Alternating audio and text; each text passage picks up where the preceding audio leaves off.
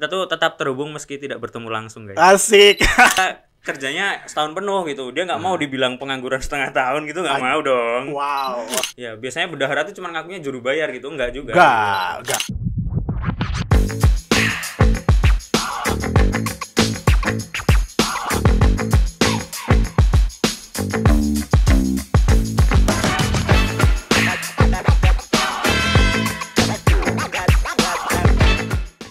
Halo kawan pajak, selamat datang di Sitanjak. Sini tanya jawab pajakan Will DJ Periau.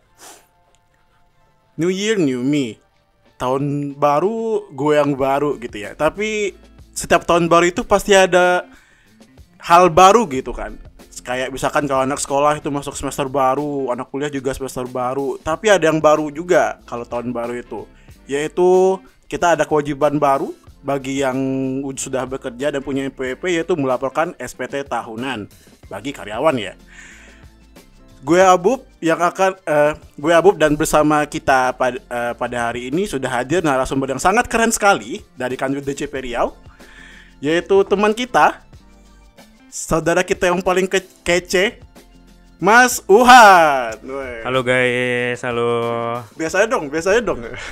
Karena menyesuaikan sama host kita pakai lu gua, jadi gua di sini mau nyoba pakai lu gua juga ya. Jadi ya nyesuaiin aja lah. Kalau misalnya Abu pakai awak ya, awak pakai awak juga. Angden gitu. Keren. Gimana nih Mas Uhan, kabarnya gimana?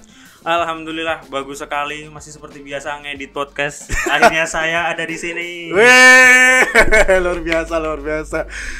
Siap nih, Mas Uhan, gue tanya-tanya ya. Oke, siap. Nanya apa nih, Bu?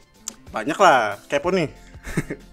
Ini nih, Mas Uhan, kita kan di pajak ya. Banyak yang nanya setiap tahun, Mas gimana sih ini kewajiban bayar pajak nih? Gimana cara lapornya SPT tahunan? Gimana sih Mas, SPT tahunan itu sebenarnya apa sih Mas Uhan? SPT tahunan itu surat pemberitahuan yang disampaikan secara selama setahun sekali. Nah ini tuh sebenarnya SPT tahunan yang wajib menyampaikan tuh ada badan usaha, terus orang pribadi gitu ya. Dua itu aja sih, instansi pemerintah nggak lapor. Nah yang akan kita bahas mungkin sekarang aku bahas yang orang pribadi dulu ya. Orang pribadi pun itu dibagi jadi dua, orang pribadi yang usahawan.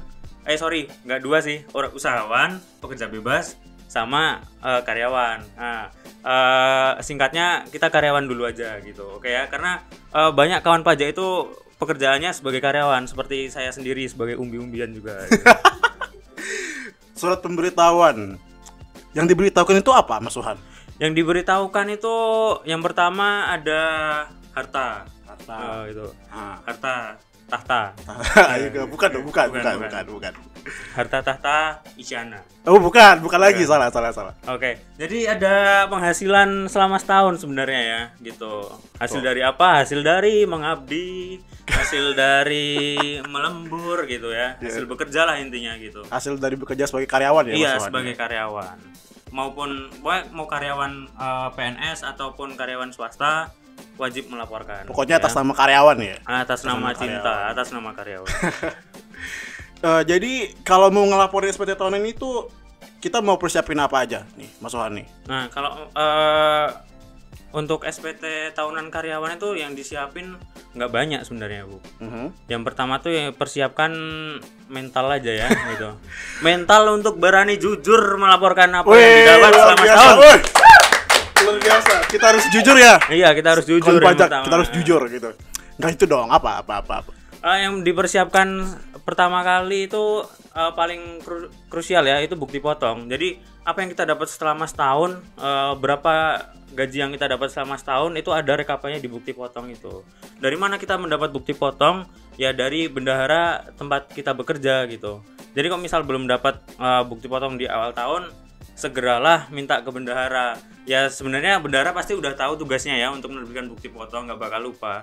Tapi kalau memang udah mau mepet ke batas akhir pelaporan yaitu 31 Maret, tapi belum dikasih juga, tetap diminta aja, langsung diminta ini daripada saya kena denda, lu mau bayar denda gua gitu. Gitu enggak gitu. Nah, gue juga mewakili kawan-kawan yang baru bekerja nih di Padang nih. Tadi kan Mas Uhan bilang kita tuh melaporkan penghasilan setahun gitu. Gimana kalau misalkan gue baru kerja misalkan 3 bulan gitu? Gimana? 3 bulan di tahun kapan nih? Tahun sebelumnya ya? Tahun sebelumnya. Oke. Tahun sebelumnya. Berarti Oktober, November, Desember. Ya. Baru keterima kerja di bulan Oktober gitu ya? Betul. Lu kemana aja selama ini?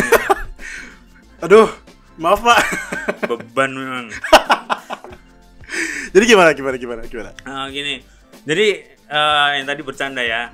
Kita kan dapat kerjaan bisa kapan aja gitu. Iya. Nggak ada orang tahu gitu. Ada yang Misal tahu. ya emang kita baru lulus di bulan itu, langsung dapat kerjaan di bulan itu ya kan bisa. Memang 3 bulan gitu kan.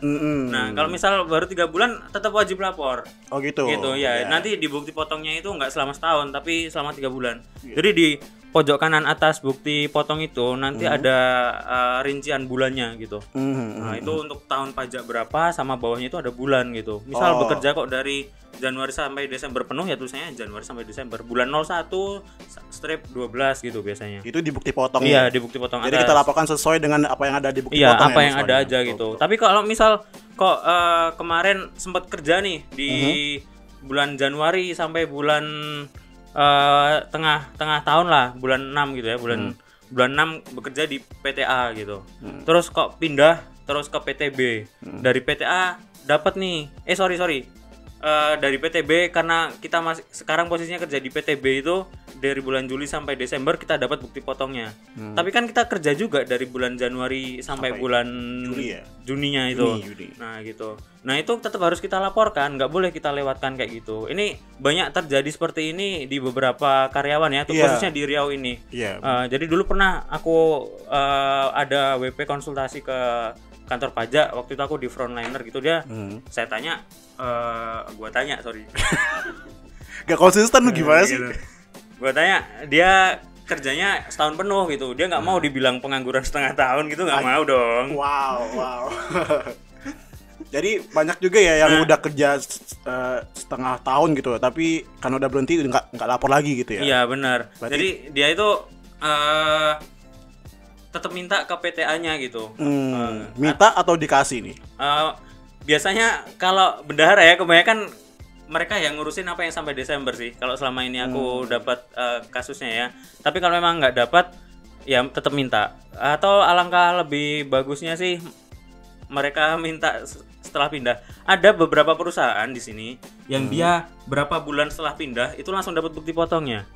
Iya gitu. Jadi misal kok di bulan Juni itu selesai kewajibannya, misal dia dapat pesangon 1 bulan setelahnya gitu, nanti langsung dikasih semuanya di situ. Jadi tergantung perusahaannya juga ya. Iya kayak gitu. Jadi tapi gitu untuk pajak. Misal ada bendahara perusahaan mendengarkan ini, itulah PR untuk kita semua. Betul, PR buat kita semua ya. Iya. Untuk SPT bendahara perusahaan atau bagian keuangan gitu ya. Iya bisa bagian keuangan juga karena bendahara itu ya pokoknya keuangan lah gitu. Karena atas nama keuangan nih. Iya, biasanya bendahara itu cuma ngakunya juru bayar gitu, enggak juga. Enggak gitu. Nah, kayak gitu ya teman-teman ya, pajak. Kalau perusahaan gede ada bagiannya sendiri-sendiri kan, bahkan untuk nerbit bukti potong mungkin ada orang sendiri. Betul, jadi lu mau kerja setahun kek, 3 tahun kek, berarti 5 tahun kek, kalau udah kerja tahun kemarin ya tetap lapor pajak ya. Iya. Ya Mas Suhan, untuk SPT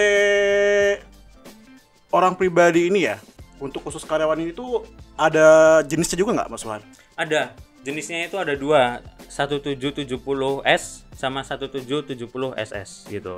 Kalau dulu itu sebelum ada e-filing itu ada channel digitalnya itu formulirnya beda gitu, memang beda, ada bentuk formulirnya dan itu beda. Cuman kalau yang sekarang kan kita udah nggak ngelihat formulir lagi. Kalau di e-filing itu cuma nanti isinya ya kolom-kolom untuk ngisi aja gitu ya. Sebenarnya tetap disebutnya formulir gitu ya. Cuman kita tetap nggak ngerasain kalau itu formulir gitu. Nah, jadi kalau 1770S atau 1770S itu dia digunain untuk karyawan yang selama penghasilan selama 1 tahun itu melebihi dari 60 juta rupiah. Gitu. Kalau yang SS itu artinya spesial sambal. Enggak dong, itu artinya sangat sederhana. Lu pikir itu 1770 SS itu artinya sangat sederhana gitu. Jadi kenapa kok bilang sederhana? Karena dia pertanyaannya cuma terbatas, nggak banyak seperti 1770S gitu. Itu untuk yang penghasilan di bawah 60 juta per tahun. Yang SS ya? Iya ke SS gitu. Oke. Nah, terus biasanya apa aja sih yang di dalam formulir itu? Nah, ini menyangkut sama apa yang harus teman-teman karyawan, teman-teman satu perjuangan sama saya, sama-sama karyawan gitu. Hidup karyawan. Hidup umbi-umbian. Itu kalau 1770S yang sederhana yang di atas 60 juta per tahun, itu nanti ada kolom daftar harta, terus daftar hutang, sama daftar keluarga. Ini nggak beda jauh sama yang 1770SS. Oke, aku jelasin dulu yang 1770S. Di 1770S ini dia nanti ada daftar harta yang dimiliki selama inilah sampai bulan Desember kemarin. Jadi misal sekarang udah 2023. Berarti Desember 2022 iya, Desember 2022 gitu. Nah, kalau kemarin baru beli motor di bulan Januari, tanggal 1 Januari beli motor itu nggak usah dimasukin dulu gitu. Jadi tahun depannya ya? Ya, tahun depan aja nanti dimasukinnya. Jadi dimiliki sampai 31 Desember 2022. Jadi kok di menit-menit akhir gitu kan ikut diskon akhir tahun di jam 11 lebih 20 menit malam menuju ini kok check out Tesla gitu kan. Gabut nih katanya ada orang kan tengah malam gabut check out Tesla gitu kan. Itu nanti bisa masuk ke SPT itu. Ya, jadi intinya yang dimiliki sampai dengan 31 Desember 2022 ya. Iya gitu. Dan sama halnya kayak yang daftar hutang gitu. Daftar hutang itu yang hutang yang harus dibayar sampai 31 Desember 2022 gitu. Jadi untuk tagihan awal bulan, CC yang awal bulan itu tetap tetap masih bisa gitu. Kalau misalkan gue lagi kredit Tokopedia gitu. Pay later. Ya, pay later gimana? Ya masih bisa dong. Kalau Anda baru nyicil awal karena tergiur promo di akhir tahun, itu pay later di akhir tahun itu langsung terbit cicilan, langsung bisa masuk hutang sebagai Tapi gimana kalau misalkan kita ngajuin pinjaman itu Desember akhir tapi baru cairnya Januari gimana? Itu gimana? Januari tagihannya. Oh, itu karena ini Januari, maksudnya dia kan terhutangnya kan Januari gitu. Jadi nggak masuk. Nah, terus apa lagi sih? Hutang udah sih selama itu. Aset. Oh ya, sorry. Aset. Hutang itu dia termasuk sama bunganya ya, yang masih harus dibayar gitu. Jadi nggak cuma pokok tapi sama bunganya juga gitu. Nah, itu biasanya orang hobi membesar-besarkan hutang di SPT tahunan gitu. Kalau ditanya harta, mereka menyembunyikan itu. Kalau punya hutang dibesarkan gitu. Iya, kalau punya hutang dibesarkan. Awas, hati-hati, SPT adalah doa. Oke, jujur aja guys. Aduh, jangan jujur aja, iya. Jujur aja kalau ngisi SPT. Tapi emangnya kenapa orang-orang padang besarin hutang di SPT? Motifnya apa? Kalau ya mungkin mereka mau ini ya, low profile aja. Salah satunya mungkin karena mau low profile. Hutang saya banyak, Pak, gitu. Tapi kan sebenarnya nggak ngefek juga karena pajaknya itu udah dipotong dari gaji selamanya bekerja gitu loh. Jadi santai aja, nggak usah takut kalau sebagai karyawan, nggak usah takut ngelaporin hartanya gitu, ngelaporin utangnya gitu, nggak usah disembunyiin, udah jujur aja karena pajaknya itu udah dibayarin kok sama bagian keuangan. Gitu ya kon pajak ya, jadi nggak usah utang pajaknya itu utangnya itu dibesar-besarkan di SPT karena nggak ngaruh juga. Ya, gitu. jadi yang harus disiapin tadi bukti potong, terus daftar harta sama daftar hutang. Kalau kakak? Nah, ini ada lagi namanya di situ ada daftar keluarga atau daftar tanggungan gitu di kakak. Itu nanti harus disiapin juga kakaknya, kartu keluarga. Kalau siapa yang bisa masuk ke daftar tanggungan di situ, yang bisa di kolom daftar tanggungan, itu pertama bisa anak, terus istri. Tapi kalau istri bekerja itu nggak masuk tanggungan ya? Masuk juga, oke. Istri bisa juga masuk tanggungan. Terus nanti kalau misal ada orang tua yang memang masih satu kakak menjadi tanggungan masih bisa. Jadi dia 1 derajat ke atas, 1 derajat ke bawah, terus semenda masih bisa juga ya. Mertua gitu kan? Semenda itu mertua. Misal semenda 1 derajat ke atas ke bawah, semenda itu agak nyerong gitu. Maksudnya kan dari pihak istri gitu ya. Gitu. Misal sama orang tua. Sama mertua gitu. Kalau ayang gimana? Bisa dimasukin? Anda harus makanya kalau masih pacaran bilang gini, masukkan aku jadi tanggunganmu. Widih, luar biasa Mas Wan. Iya, atau enggak maukah kamu menjadi tanggungan pajakku gitu. Kalau kamu bergabung menjadi satu PTKP dengan itu bukan karena sosmed, karena dia nggak mau pajaknya lebih tinggi lagi. Iya, karena tadi tanggungan itu dia sebagai pengurang pajak guys sebenarnya gitu. Jadi kalau misal semakin banyak tanggungan, semakin banyak pengurangnya. Tapi tanggungan juga dibatasin. Jangan semena-mena tanggungan bisa di ini ya, tanggungan bisa mengurangi pajak terus Anda bikin banyak tanggungan gitu. Pada 10 gitu ya. Bikin anak halilintar itu nggak bisa masuk semua. Nggak bisa masuk semua 10 itu. Berarti kalau gen halilintar itu cuma diakui berapa? Nah, kalau tanggungan itu maksimal dia kalau di pajak ya istilahnya itu ada K terus I itu apa sih? Istri ya? Istri kawin. Terus istri bekerja, sorry. Istri pasti sudah kawin dong. Gimana ceritanya istri belum kawin? Terus sama anak itu nanti biasanya dilambangkan sebagai angka atau tanggungan selain istri ya. Misal ada mertua gitu bisa masuk ke situ. Itu maksimal 3 tanggungan, Mas. Gitu. Jadi nggak bisa semuanya ya? Nggak bisa semuanya. Okay.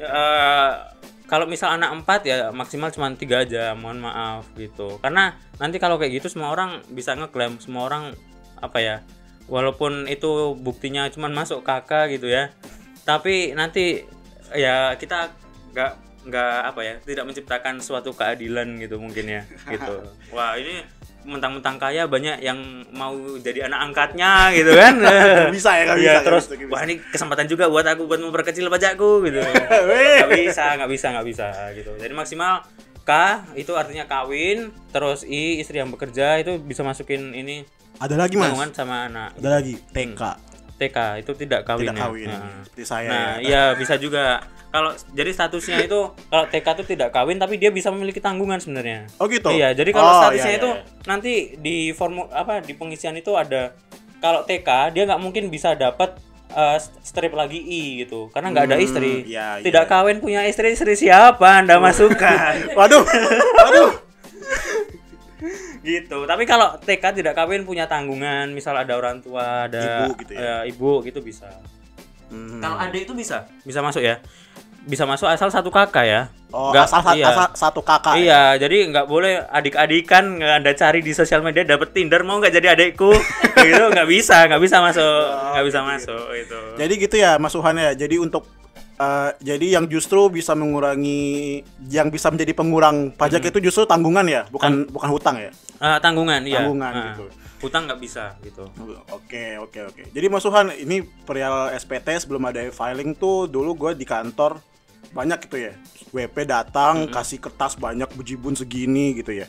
Tapi kan sekarang udah pakai filing nih, udah gampang dari mana aja bisa. Nah itu ngelapornya dari mana? Gimana? Kalau sekarang lapornya udah gampang ya. Sekarang ada di pajak.go.id. Sekarang kalau iklan-iklan jangan lupa lapor SPT pasti nanti di bawahnya ada tulisan pajak.go.id gitu. Nanti di pojok kanan atas ada tombol login. Nah, login guys, login. Bukan login Mobile Legend, tapi di situ nanti dimasukin akun pajaknya gitu. Atau bisa juga kawan-kawan langsung ke direct linknya itu djponline.pajak.go.id. Berarti kita juga harus daftar dulu ya? Aku jelasin dulu.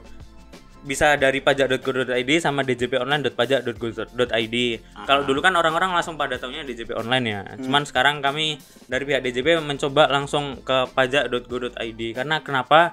Orang di situ kan sebagai portal informasi juga sebagai wajib pajak. Kalau memang belum tahu cara lapor pajaknya, di situ tuh ada kanal belajar pajak, ada cara lapor SPT juga ada di situ. Jadi kalau misal memang belum bisa langsung ada tutorialnya juga di situ. Bisa belum tahu ya gitu. Tapi kalau udah tahu langsung aja klik login atau bisa langsung ke djponline.pajak.go.id. Nanti di situ dia suruh masukin akun. Gitu. Oh ya lupa, yang tadi 1770 SS itu aku belum jelasin juga. Ya monggo. Yang 1770 SS sangat sederhana, itu pertanyaannya simpel banget. Jadi kalau nggak salah inget ya, karena sangat sederhana, jadi dia nggak perlu banyak informasi yang dibutuhkan. Dia cuma ada kayaknya kalau nggak salah 3 deh. Aku juga lupa banget, nggak pernah ngitung juga ya. Ada 3 bagian, ada 3 part gitu. Part penghasilan, harta dan tanggungan. Terus harta dan utang, terus yang bawahnya itu tanggungan ya. Ya gitu. Nanti penghasilan pun dia di situ langsung to the point aja. Dia penghasilan bruto selama setahun berapa, nanti di situ ada penghasilan tidak kena pajak yang tadi aku jelasin, misal dia udah kawin atau belum kawin, tanggungan ada berapa, itu udah ada pilihannya di situ. Gitu ya. Tapi ingat lagi, tanggungan itu sesuai sama yang di kakak Anda gitu.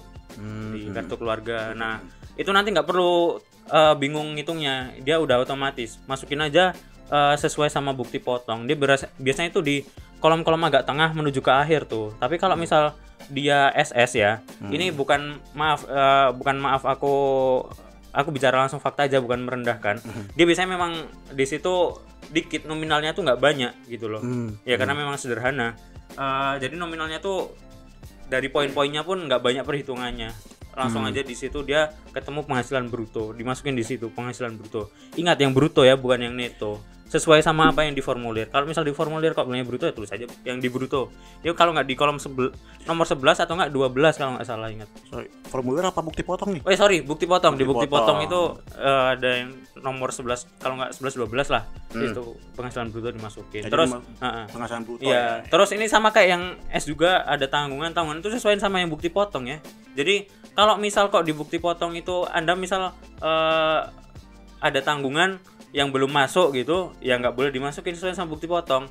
Kalau misal belum masuk, nanti ngomong ke pihak HRD atau bagian keuangan di perusahaan, suruh masukin di untuk tahun ini gitu. Gitu bilang, saya udah ada tanggungan segini gitu, nanti kasih aja buktinya kakak gitu. Kalau misal Anda kok belum dimasukin, di tahun depannya itu belum dimasukin tanggungannya padahal udah melapor, Anda berhak minta ke bagian keuangan atau HRD, karena itu hak Anda gitu loh. Karena kalau nggak dimasukin tanggungannya, pajaknya kan memang lebih tinggi. Kalau aku sebagai petugas pajak sih, it's okay gitu. Masuk. Gue gimana sih? Sorry, gue anak selatan Jawa. Yogyakarta. Gitu. Itulah sekilas ikhtisarnya. Iya. Jadi harus dimasukkan sesuai dengan yang tertera di bukti potong gitu. Ya, Mas. Nah, itu nanti tadi lah kan baru dilaporin ke pajak.go.id atau djponline.pajak.go.id. Nah, di situ nanti masukin akun, ada akunnya itu NPP atau NIK gitu kan, terus bawahnya password. Tapi kalau memang baru nih punya NPP baru tahun kemarin, itu kan pasti belum lapor SPT, bisa di situ nanti daftar dulu. Nah, untuk daftar itu nanti harus ada EVIN gitu. EVIN itu apa ya? EVIN itu artinya electronic identification electronic filing identification number gitu. Gue mau cerita dikit. Itu banyak dulu di kantor tuh, banyak WP yang curhat, Pak, saya nggak bisa masuk ke DJP online, saya nggak tahu EVIN-nya. Pas saya masukin EVIN-nya, pas saya mau masuk diminta EVIN, saya masukin NPWP nggak bisa, Pak, gitu. Jadi itu sebenarnya NPWP sama EVIN tuh sama atau nggak, Mas Suhan? Satu hal yang beda banget gitu. Iya, punya NPWP punya EVIN pasti punya NPWP. Tapi punya NPWP belum tentu punya EVIN gitu. Gimana? Punya NPWP belum tentu punya EVIN, tapi kalau punya EVIN dia pasti punya NPWP. Oh, betul. Iya kan. Karena syarat punya EVIN dia harus menjadi wajib pajak terdaftar terlebih dahulu gitu. Jadi EVIN ini digunakan pajak ya. Jadi EVIN ini digunakan ketika pertama kali mau login ke DJP online buat atau daftar. Ya, atau buat juga daftar. Bisa kalau lupa password gitu. Betul. Jadi selama lupa password nggak usah masukin EVIN. Selama ingat password nggak usah masukin EVIN gitu. Kalau ingat passwordnya, tahun lalu pernah lapor password masih sama kayak password Facebook gitu kan. Iya. Atau enggak karena malas bikin password 1 sampai 6 biasanya kan saya tahu. Iya, saya tahu. Tapi hati-hati ya, itu kan akun pribadi. Janganlah bikin password yang mudah kayak gitu. Iya. Gitu. Tapi juga jangan bikin yang susah-susah ya. Iya, nanti malah lupa juga. Mending samain aja kayak sosmed atau ya kalau sosmed kan nggak terlalu sensitif ya isinya. Kecuali password sosmed Anda mencari hal yang tidak alter. Iya, kecuali alter ketahuan. Jadi untuk dapat EVIN ini gimana caranya? Untuk dapat EVIN ya, misal lupa atau atau belum pernah punya EVIN ya, itu bisa kalau orang pribadi wajib pajak orang pribadi karyawan bisa ke KPP mana aja, KPP terdekat gitu. Misal gue terdaftar di Padang gitu, jadi gue sekarang lagi kerja di Pekanbaru, lupa EVIN gimana? Lu bisa ke kalau Pekanbaru lu bisa ke Senapelan, bisa ke Tampan, bisa ke KPP Bangkinang, Jadi nggak harus misalkan gue di Pokan lupa Evin, gue harus ngubungin orang Padang, nggak harus ya? Nggak harus, tapi bisa juga gitu. Tapi yang lebih efektif aja ya lebih gampang. Karena sekarang kan udah ada saluran elektronik ya. Gitu? Tiap KPP itu kan biasanya pada punya WhatsApp gitu. Itu ya nggak apa-apa di Padang gitu. Oh, sebagai kaum mageran gue terbantu banget sih. Iya gitu. Jadi kita tuh tetap terhubung meski tidak bertemu langsung guys. Asik. Tuh, ada telepati di antara DJP dan kalian semua. Gitu. Tapi lewat WA. Oke. Itu. Nah, gimana cara dapat kontaknya? Kalau untuk kantor pajak di Riau ini teman-teman bisa cek aja di linktree/pajak Riau gitu, atau klik linknya di bawah ini. Di deskripsi, nanti ada di deskripsi gitu ya. Di bawah ini kasihan editornya nanti. Enggak gitu. Atau bisa cek IG juga ya? Oh iya, di IG ada juga. Iya. Jadi cara mencari IG kantor pajak sangat mudah teman-teman. Jadi dia tuh kalau sekarang itu depannya pasti pajak gitu. Pajak. Baru belakangnya tuh nama instansinya gitu. Iya. Kalau misal kok di daerah nggak ketemu, langsung aja ke Pajak Riau nggak apa-apa. Nanti kami arahkan ke akun tiap daerahnya, akun IG KPP di daerahnya. Karena kalau di Pajak Riau ini kan dia Kanwil, dia untuk pelayanan wajib pajak itu kami nggak ada usernya gitu. Jadi yang punya user sebenarnya orang KPP aja gitu. Karena itu memang pakai user, jadi nggak sembarangan orang bisa mengakses. Artinya data kalian aman bersama kami. Nanti kalau di DM di IG dibalas nggak? Halo Dek. Oh, enggak dong gitu. Tapi kita santai aja ya, kalau balas pesan itu santai aja. Dan sebenarnya kalau nggak usah baku-baku nggak apa-apa sih, nggak perlu yang ribet-ribet, nanya aja kayak seperti teman lah, kita bikin nyaman. Teman-teman gitu. Nanti baper gimana? Tanggung jawab lo. Aduh. Jadi gitu ya kawan pajaknya, untuk pelaporan SPT tahunan orang pribadi, PPh orang pribadi khususnya karyawan ini gampang sekali ya Mas Wan ya. Iya. Dilaporkan secara e-filing, kita cuma harus bawa bukti-bukti seperti bukti potong ya dari bendara, terus daftar hutang, daftar harta, kakak gitu ya. Kalau gue ngelaporinnya Desember telat nggak? Desember kapan? Desember tahun depan, tahun ini, atau Juli ya, telat nggak? Telat dong. Emang kapan? Jadi, batasnya kapan? Batas pelaporan itu kalau untuk orang pribadi record lagi itu mati ya? Ya, record lagi aja Han. Oh, baterainya habis, ganti lagi aja itu. Udah lanjut aja. Oh gitu. Kan aku yang ngomong Bu. Oh iya, sorry. Kameranya masih nyala soalnya nih.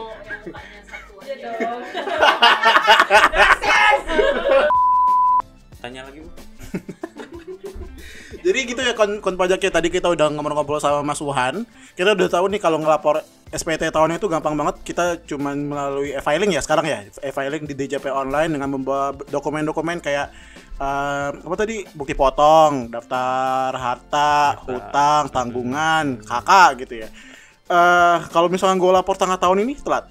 Tengah tahun tuh Juni ya berarti ya? Juni. Telat dong. Karena batas pelaporan untuk orang pribadi, wajib pajak orang pribadi ya, keseluruhan nggak cuma karyawan, itu dari 1 Januari sampai 31 Maret. Berarti kalau gue lapornya Setiap tahunnya. Ya, untuk melaporkan tahun sebelumnya. Kalau lapornya Agustus? Udah telat dong. Anda ini bisa berhitung tidak? Udah telat lah, jelas dong udah telat gitu. Dan kalau telat juga ada ini ya, ada sanksinya, sanksi administrasi. Apa tuh? Itu nanti ada denda sebesar 100.000 per satu SPT yang telah dilaporkan gitu. Kalau misalkan gua telat lapornya Juni gitu, ya udah langsung kena 100.000 gitu. Iya, dia telat 1 hari dianggapnya telat 1 tahun. Oh, gitu. Jadi bukan berarti gue telat 3 bulan gue bayarnya 300.000 gitu ya? Enggak ya? Enggak. Oh enggak, berarti 100.000 untuk setahun. Iya, untuk setahun gitu. Tadi gue lupa nih, Mas Suhan, Evin, kita balik lagi ke Evin ya. Evin itu tadi katanya kalau lupa kita bisa minta Evin ke kantor pajak gitu ya, atau VDM gitu. Ada persyaratannya juga nggak? Ada pasti. Gitu. Apa itu persyaratannya? Jadi syaratnya kalau untuk minta Evin lewat saluran komunikasi seperti WA atau direct message gitu ya, itu nanti yang pertama pasti dia diminta PORO, proof of record. PORO yang pengu ini tuh ya? Ya, PORO. PORO. Itu nanti ada PORO itu proof of record apa sih? Ownership gitu lah, pokoknya bukti kepemilikan identitas kalian. Itu salah satu yang paling krusial di PORO gitu. Jadi syaratnya aja dulu. Syaratnya itu ada foto KTP, foto NPWP, foto atau scan boleh.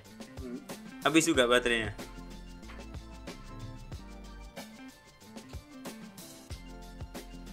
Iya, ya udah deh. Tipis-tipis aja.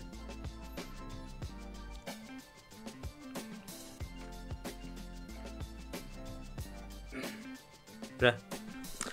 Untuk syaratnya itu ada fotokopi KTP, fotokopi atau scan atau foto, bukan fotokopi ya kalau digital ya. Foto atau scan KTP, foto atau itu aja sih KTP kalau orang pribadi ya gitu. Kalau NPWP kan sebenarnya udah elektronik di akun. Kalau waktu pertama bikin NPWP atau di akun DJP online-nya itu biasanya udah dapet NPWP gitu. NPWP secara elektronik itu bisa fotonya nanti dikirimkan atau PDF-nya gitu. Nah, itu habis itu nanti mengisi formulir gitu. Formulirnya nanti minta aja ke yang minta tadi. Ke apa sih maksudnya? Ke saluran komunikasinya tadi minta aja gitu. Apakah ke adminnya ya? Adminnya, Mimin ya. Iya, nanti di situ sama satu lagi syarat tambahan kalau kalian mintanya secara elektronik itu ada PORO, proof of record. Yang tadi dibilang ya PORO ya. Iya, pokoknya bukti kepemilikan identitas gitu. Jadi dia disuruh foto selfie memegang KTP seperti pinjol. Tapi gini, tapi bukan pinjol ya. Iya, aku punya satu tips. Aku tahu kawan pajak gitu ya. Khususnya aku sendiri pasti juga agak mikir-mikir di zaman sekarang ngasih foto KTP bersama selfie-nya gitu. Takutnya tapi disalahgunakan. Iya, kita nggak pernah, maksudnya ya sebenarnya walaupun akun yang di kontak IG atau di ini pasti udah valid gitu ya, punya kantor pajak. Selain itu sih mungkin kalian bisa ragu, tapi kalau udah ada di IG-nya gitu udah secara resmi dipublikasikan itu memang benar gitu. Tapi kalau memang masih ragu, bisa juga kalian itu tambahin watermark gitu. Teman-teman kan tambahin watermark gitu di fotonya. Misal waktu foto selfie gini kan bawa NPWP atau KTP-nya dikasih watermark, digunakan untuk keperluan pajak di KPP ini gitu. Itu bisa juga. Itu aku dapet dulu pertama kali, itu udah dulu banget waktu aku masih di pelayanan. Dia itu ngasih watermark kayak gitu, dan aku rasa iya juga ya gitu. Lama aku pikiran gitu. Jadi sebenarnya kayak gitu tuh malah aku bisanya mendapatkan ide-ide kayak gitu mah dari wajib pajak sendiri sebenarnya gitu. Seperti itu ya kawan pajak. Tips biar data kita tidak disalahgunakan oleh admin. Enggak cuma di pajak aja, kalau misalnya ada pihak lain, pihak bank minta kayak gitu bisa dikasih watermark aja. Gitu. Tapi watermarknya jangan terlalu gede dan nutupin muka cantik dan kegantengan kalian. Gitu. Scroll ke bawah, Pak.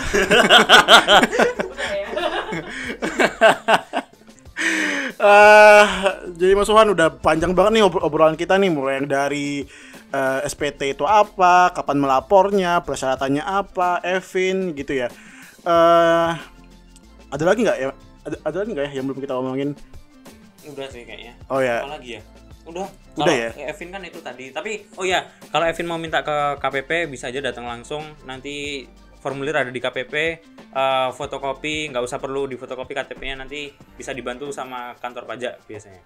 Tapi kalau nggak ada salahnya bawa fotokopi KTP kalau mau fotokopi KTP gitu. Tapi dominan ini kok aman kalau nggak pakai fotokopi KTP. Oh iya. Mas Suhan, kita mau bahas nik SPWP sekarang? Enggak dong. Kayaknya nanti aja. Ya, kita di episode selanjutnya. Jadi kawan pajak, semoga podcast kita pada kali ini sedikitnya menghibur dan juga memberikan edukasi dan pemahaman yang lebih lanjut kepada kawan pajak tentang SPT itu sendiri ya. Jadi sampai ketemu di edisi berikutnya bersama si Tanjak. Kita tahu, sadar, paham, dan peduli pajak. Pajak kuat, Indonesia maju.